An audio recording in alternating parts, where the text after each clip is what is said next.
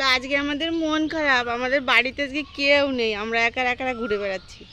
সেজমা বাড়িতে নেই বাবা, সেজমা বাড়িতে নেই, ওদিকে সকালে কাজ নেই বাবা। ওই দেখো সবার ঘর, সবাই তালা দেবো বাবা, সবার ঘর তালা দেবো। চলো আমরা রাস্তাতে ঘুরি।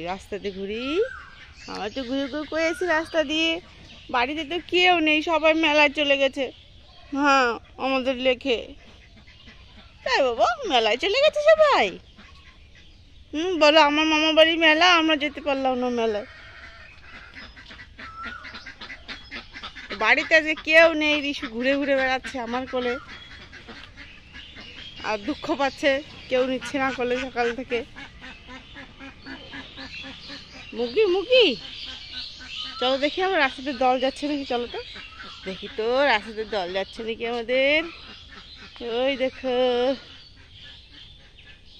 আমরা রাস্তায় চলে আসছি, এর নিচে নামার জন্য পাগল হয়ে গেছে, দেখো কোলে থেকে নেমে যাচ্ছে। তো এই যে আমি রিশুকে ঘরে নিয়ে চলে আসছি, আর রিশুর মনটা অনেকটা খারাপ, তো তাই আমি ওকে ওর ফেভারিট জিনিসে বসিয়ে রেখেছি। তো এই যে ওর বাক্সটা দিয়েছে, ওর বাক্সের মধ্যে যাবতীয় যা যা জিনিস আছে সব নিয়ে এই যে একটু খেলা করছে, থেকেই কান্না করে উঠছে। তারপরে আবার নিয়ে বেরিয়ে চলে আসছে। এই যে দেখো সেজমার ঘরের দরজায় পিটাচ্ছে, সেজমা বেরাচ্ছে না, কোথায় গেল সবাই বুঝে পাচ্ছে না। ও ছোটো মা নেই, সেজমা নেই, কেউ নেই বাড়িতে, ভীষণ জ্বালাতনও করছে। তো অনেক কষ্ট করে তারপরে দেখি ঘুম আসছিল, তারপরে ওই যে এখানেই দোলনায় যে শুয়ে দিয়েছি, দোলনা ছাড়া তো আবার শোবে না, তাই দোলনায় শুয়ে দিয়েছি। এবার ঘরে নিয়ে যাবো শোয়াতে ওকে। তুমি কিনে খেলা করছো? কে নিয়ে এসছে রিশু তোমার জন্য কিনে? এসব পিকাচু কে নিয়ে এসছে বাবা? পিকাচু, রিশু, এটা কি ভাউ ডগি, ডগি। ও ছি খায় না বাবা, ছি খায় না, না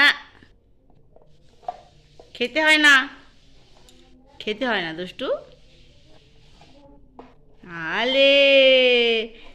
আলে দেখো সেজমার আস্তে আস্তে বিকাল হয়ে গেছিল, আর আজকে রিশুকে রাখতে খুব কষ্ট হয়েছে। সারাদিন বৃষ্টি যেমন, আবার উপর থেকে কারেন্টও ছিল না, ভীষণ ঝামেলা আজকে। রিশুর সেজমা রিশুর জন্য দেখো একটা পিকাচু নিয়ে এসছে কিনে, আর একটা ডগি নিয়ে এসছে।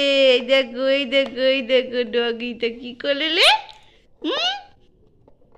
সোজা হয়ে বসো দুষ্টু রে, ডগি খেতে হয় না, ছি ডগিতে খেলো করতে হয়। রূপেশ বলছে মাম্মি চিলি পটেটো খাবো, তা চিলি পটেটো বানাবো কি দিয়ে, ঘরে কোনো কর্নফ্লাওয়ার নেই, তারপরে ময়দা টয়দা কিছুই নেই, এমনকি বেসনটাও নেই। তো কীভাবে বানাবো, তারপরে একটা আইডিয়া জোগাড় করলাম, চলো তোমাদের সঙ্গে শেয়ার করছি। তো দেখো আমি দুটো আলুকে এরকম লম্বা লম্বা করে কেটে নিয়েছি, কিছুক্ষণ জলে ভিজিয়ে রেখেছিলাম, তারপরে জল ঝরিয়ে দিয়ে দিয়েছি, এর মধ্যে পরিমাণ মতো লবণ, আর দিয়ে দিয়েছি চালের গুঁড়ো। হ্যাঁ চালের গুঁড়োতেই অনেকটা ক্রিস্পি হয়, তো চালের গুঁড়ো দিয়ে একবার বানিয়ে খেয়ে দেখো, অনেকটাই ক্রিস্পি হয়, ভালো লাগে খেতে।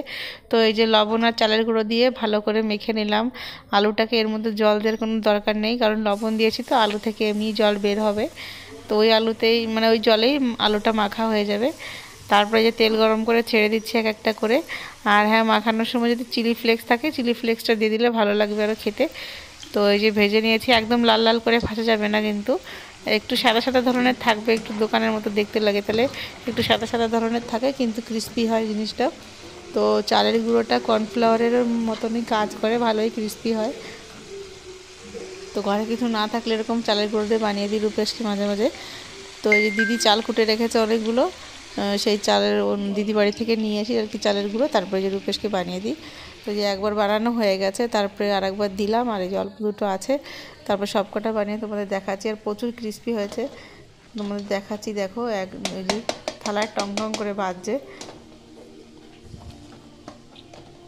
তো এই যে সব কটা ভেজে নিই, আর এই যে ভেজে নিয়েছে সসের সঙ্গে খাবে রূপেশ এখন।